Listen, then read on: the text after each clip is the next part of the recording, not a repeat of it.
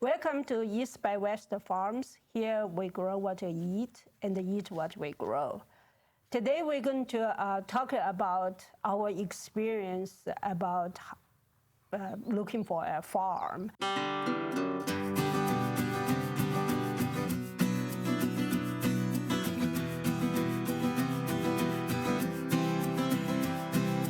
I should say that looking for a farm is very different from looking for a home because most likely the place you're looking for will be quite a distance from where you live.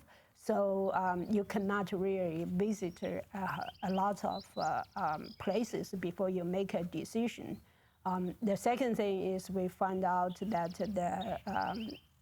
the lease agent are not very responsive in the sense as compared to a real estate agent. Yeah. Looks like farm real estate stays on the market much longer than residential real estate.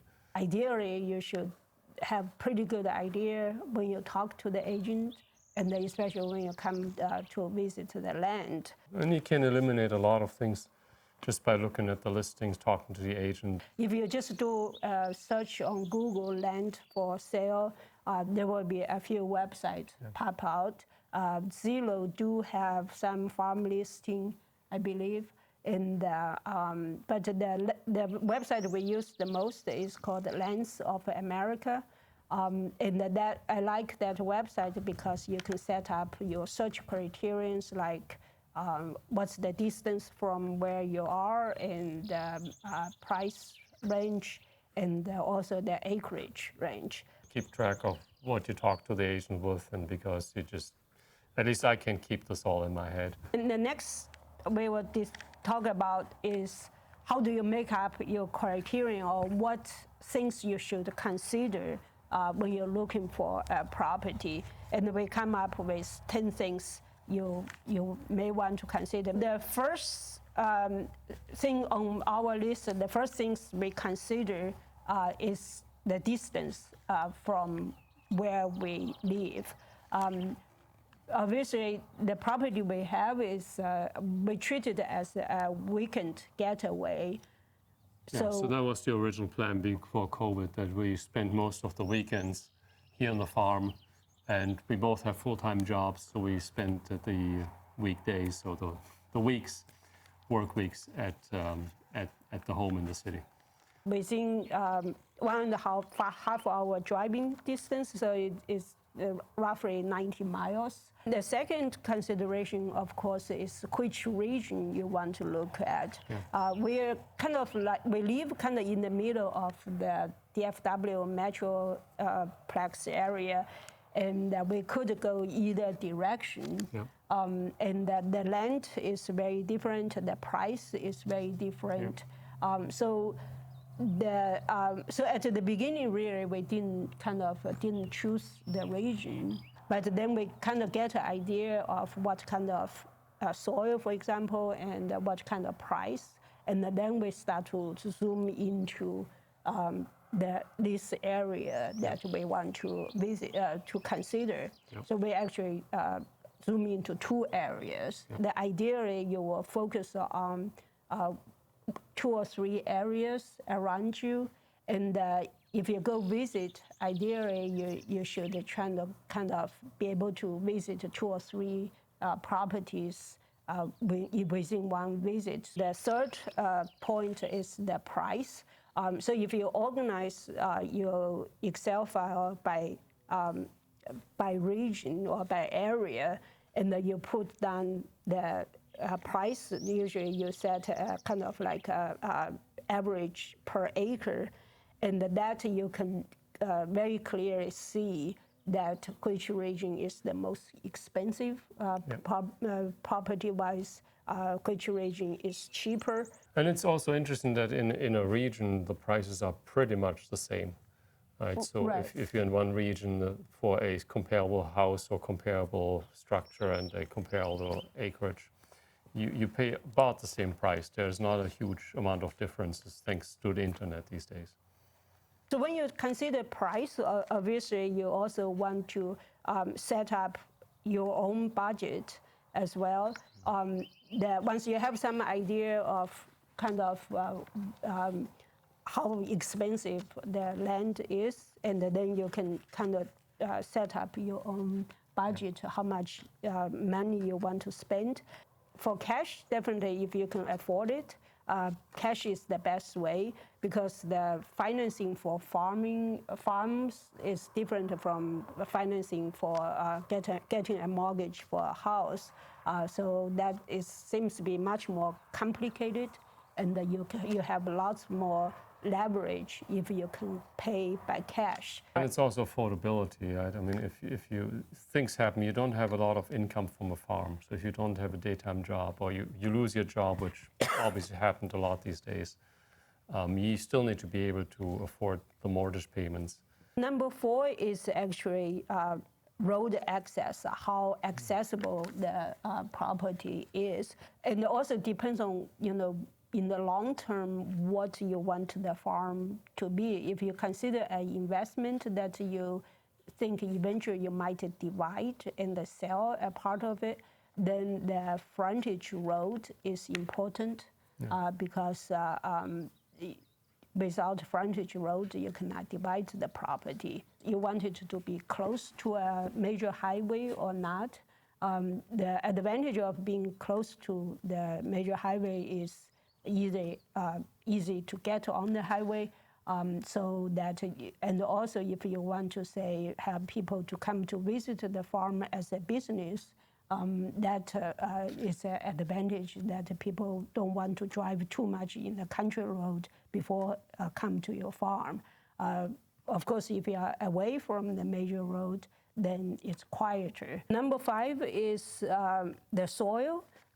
You can soil, yeah. That's very important. That's very important. Really depends on if you want to do agriculture, if you want to plant things, or if you want to grow hay or if you want to have cattle, they maybe have different requirement of the soil. Yeah. Around the DFW metro area, there are some areas have caliche, which is terrible for growing things, and so those are the areas that it's a very thin layer of alkaline soil that's very sticky. What we have here is the Houston black clay, which is a very fertile black soil that needs some amendment and work, but it's good for gardening, and that's what our main purpose was. Number 6 is consider the land. That's basically whether the land is undeveloped, kind of like what we have is pretty much prairie, and developed land, there are people already planting hay, for example, and it's already cleared out. So obviously the developed land is cheaper. The developed land might have other problems too, and it's more expensive. So you're thinking of pesticides and things. So if you do organic, if you want to do organic, you need to wait 5 years or something before you can claim it's organic. If it was commercially worked on before. The developed land, as I said, is more expensive, and then you probably don't want to return it back to the prairie, which wouldn't make sense, right? Yeah. So one thing we are doing is we let some of the back of the property grow into restored prairie land, and that keeps pollinators close by. Number 7 is size. Obviously, that also ties to your budget. Over here in Texas, seems to be there's a sweet spot, which is about 5 acres. That's probably is easy to sell, and so the price per acre for a 5-acre land seems to be the most expensive. Yeah. As the acreage goes up, the price per acre actually drops. Yeah, everybody wants to have a huge mansion on a 5-acre plot for some reason. If you do gardening, you probably don't need a big land. So realistically, one person can maybe farm 1 acre of land. And for homesteading on an acre, you can get a lot of vegetables for family to sustain much of the food that you need. But if you want to have cows, then they need a lot more land for that. Number 8 is a big item is amenity. So what do you want to? Do you want just a piece of land with nothing on it? Obviously, that's the cheapest way to go. But on the other hand, you also have to think of how much you will need to invest to bring it to a level that become a homestead, and also the time as well. So for us, since both of us have a full-time job, we know that we will not have time to come down to the farm to supervise the construction of a barn, for example, and those kind of things. Time and skills too. Right. I mean, it takes some skills to really be a builder. Right, exactly. How much trouble do you want to go through? The things that we want for the land that we want to have it on the land is a living place, right? A living quarter, a barn or workshop for storing things and all that stuff. We want to have utilities. Do you want to use the city water, or you might be able to drill a well? If that is the case, you want to check that area whether it's possible. Driveways, we heard that the previous owner didn't have a driveway, and the wife gets stuck in the mud. And then after that, they got the driveway. So that's something to consider as well. We also want to have a pond so that we can raise our own fish. And also, do you want to have trees in the property? A lot of trees, or what kind of trees you want? Because the trees are actually very useful for construction material and those kind of things. Whether you want to have a creek that goes through the property, a lot of places around here in Texas have seasonal creeks. So basically, by summer it dries up. So those are the things. Fencing. Livestock fencing is something that can be a real pain in the neck to pull if you do it yourself. Right. So if you want to have cattle, then fencing might be important to have. And then, of course, waste, whether you have a septic tank or a city sewage. Number 9 is, may or may not be important, is what was the land was previously used for. The main concern is... It's important for us. Right, yeah. The main concern is whether it could be a chemical dump. We want to come to the farm, grow our own vegetable and have food safety.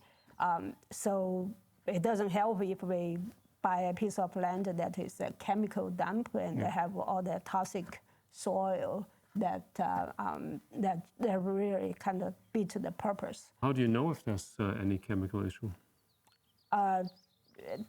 Do a soil test. Number 10, and many people probably, if you have not been in the farm business, it's not something that you will consider. That's the Agri exempt. So what that is if your farm has an Agri exempt, that means you are registered as a legitimate farm business. To get that, it takes 5 years. So from starting the process. And this might depend on the county you're in, how long it takes. Well, at least that's what I heard. That's the number I heard. It takes 5 years to get the Agri exempt. So if the property already have the Agri exempt, and you keep the property function as it is, then that can be automatically transferred to the new owner. For example, if you have the Agri exempt, you go to buy stuff for the farm, you don't pay sales tax for that. And also it will reduce the property tax as well. I think it reduces the property tax quite a bit. if you plan to do a lot of things or add a lot of things or buy a lot, say for example, if you want to buy a tractor for the farm the first year, definitely you will consider to have AGI exam because that's a tax write-off. Yeah. And in addition to the tax benefit. What we did is have the Excel file and have all these 10 things put on the Excel file. And whenever we add a list, we will check, yes, we have this, yet no, we don't have that. Once you short list the property, then now you're going to go visit the land. Before you visit, check out where you can do soil and the water test in your near you county. In your county. Yeah. And for the soil test, actually, you find a place where you can do a heavy metal test. You may need to bring a water bottle for the water sample, and empty also water bottle. Right, and bring the shovel and the Ziploc bag for the soil sample. Yeah. And I wouldn't buy a farm without doing the soil test. We had one agent who did not want to allow us to do a soil and water test on the property, and we walked away from that. You definitely want to do the soil and the water test at the first visit. Absolutely. Because that is that's a decision that based that you make a decision whether you want to make an offer or not. You need to fertilize if you if you grow vegetables. You need to fertilize. So that's not a lockout criterion. But if there's anything that's out of the ordinary, heavy metals, any contamination that shouldn't be there, that's the place to walk away. If it's possible, visit the neighbor. Yeah. Right, because in a farm, I mean, the neighbors are far apart, but a helpful neighbor is very helpful. Yeah. So you definitely want to be able to get along with your neighbor. That saves you a lot of trouble. Visiting the town around that to see where is the closest Walmart or Home Depot, those kind of things. You will not be able to visit a lot of property before you make a decision. So it's helpful to set your mind to what is important, what is not. And if you see a property, the first property that meets all the criteria, then make the decision. You pre-qualify online on whatever resource you have while you're at home. And then when you go to the property, it's really just to confirm that everything is as you think it was. And that saves a lot of time and aggravation. And that's been our adventure in finding that farm that we really like. I think it was a great decision. So I hope this was useful. We showed you 10 criteria that were very helpful for us in finding this property here, without running around like crazy and driving all up and down the region here. If you like this content, please give us a thumb up. If you have any questions or comments, please leave them down below. If you have not done so, please hit the subscribe button to follow us on our journey with the East by West farms.